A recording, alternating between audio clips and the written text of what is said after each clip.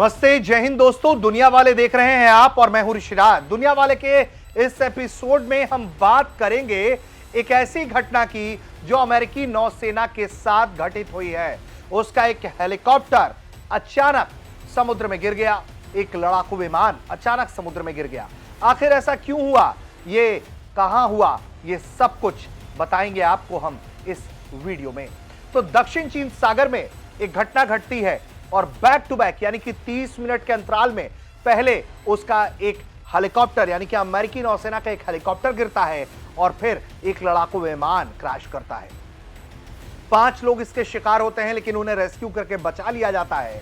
लेकिन जिस तरह से एक के बाद एक यह हादसा पेश आया आधे घंटे के अंतराल में यानी कि 30 मिनट के अंतराल में, वो क्यों हुआ है और क्या दक्षिण चीन सागर में चीन कोई गेम कर रहा है, क्या कोई साजिश कर रहा है जिसका नुकसान सीधे तौर पर अब अमेरिका को हो रहा है। क्योंकि दक्षिण चीन सागर का इलाका विवादित क्षेत्र है। 90% दक्षिण चीन सागर पर चीन अपना ऐतिहासिक दावा करता है, लेकिन अंतर्राष्ट्रीय कोर्ट्स ऐसा नहीं मानते हैं। दुनिया के तमाम देश ऐसा नहीं मानते हैं। दक्षिण चीन सागर पर 90% आधिपत्य के दावे को कोई भी मान्यता नहीं है।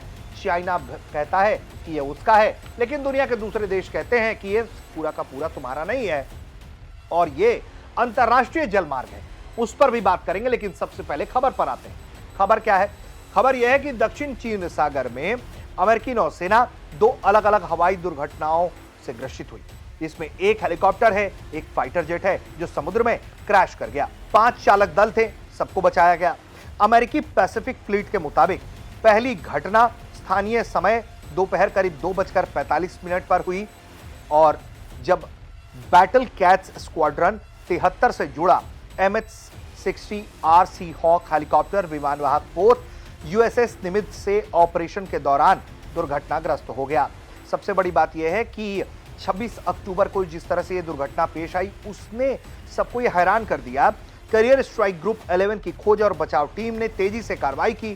तीनों क्रू मेंबर को बचाया गया। इसके ठीक 30 मिनट के अंतराल में दोपहर 3:15 पर 26 अक्टूबर फाइटिंग रेड क्रॉस स्क्वाड्रन 22 का एक FA-18F super hornet fighter jet भी उसी पोत से उड़ान भरता है और समुद्र में गिर गया।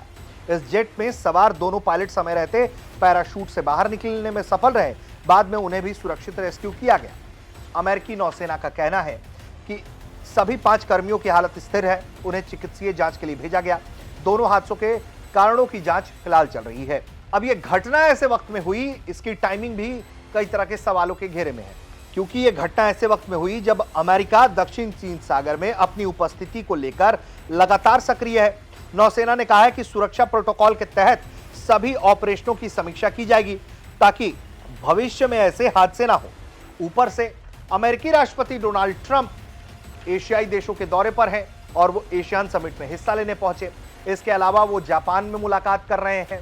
इसके अलावा वो कई और प्रस्तावित मुलाकात करेंगे। तो ऐसे में अमेरिकी राष्ट्रपति की क्षेत्र में मौजूदगी, ऊपर से चाइना और अमेरिका के बीच दक्षिण चीन सागर को लेकर टकराव बढ़ना और एक के बाद एक यूएस निमित्त से आधे घंटे के अंतराल में उसका एक सीहॉक हेलीकॉप्टर, इसके अलावा एक 18F सुपर हॉर्नेट, ये क्रैश कर जाना कई तरह की चिंता की लकीरें खींचता है। और ये क्यों हुआ? क्योंकि इसके पहले भी ऐसी चीजें हो चुकी हैं।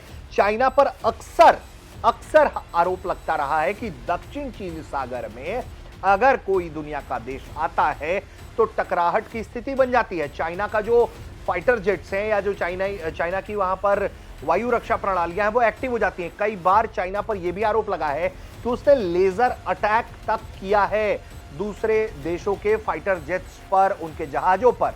इस तरह के आरोप के बीच इस तरह की घटना का होना अपने आप में कई तरह के सवाल खड़े कर देता है।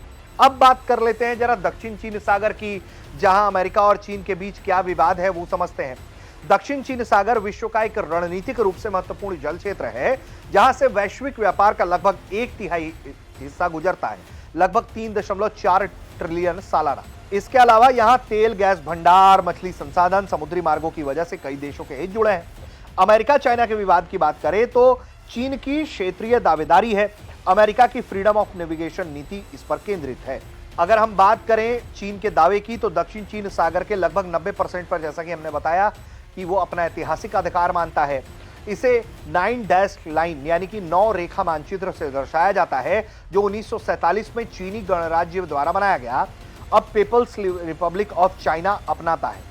चीन ने कृत्रिम द्वीप बनाए, उस पर सैन्य अड्डे, हवाई पट्टी, रडार और मिसाइल सिस्टम तैनात किए, जैसे पोरोसेल और स्प्रेटली द्वीप समूह। चीन का कहना है कि यह उसका ऐतिहासिक अधिकार क्षेत्र है और इसका अमेरिका विरोध करता है। वो अंतर्राष्ट्रीय कानून का इसे उल्लंघन मानता है। अमेरिका 9 डैश लाइन को अवैध बताता है। 2016 के हेग ट्रिब्यूनल ने फिलीपींस के मुकदमे में कोर्ट में कहा कि चीन का दावा संयुक्त राष्ट्र समुद्री कानूनी संधि के खिलाफ है, कोई ऐतिहासिक अधिकार नहीं बनता है। अमेरिका जो है इस फैसले का समर्थन करता है। सबसे बड़ी बात यह है कि चीन नियंत्रित द्वीपों के 12 समुद्री मील के भीतर इसे भेजता रहा है और सबसे बड़ी बात यह है कि अमेरिका यह कहता है कि ये उसका अंतर्राष्ट्रीय जल है जहां वो फ्री है नेविगेट करने के लिए, वहीं चाइना इसके अपना आंतरिक जल बताता है और इसका विरोध करता है। इसके अलावा अमेरिका का जो रणनीतिक हित है वो भी है दक्षिण चीन सागर में, क्योंकि फिलीपींस, वियतनाम, मलेशिया जैसे देशों से उसके सैन्य समझौते हैं और मलक्का जल डमरू मध्य से लेकर जापान, दक्षिण कोरिया, ताइवान को तेल आपूर्ति भी इसी क्षेत्र से जरिए होता रहा है।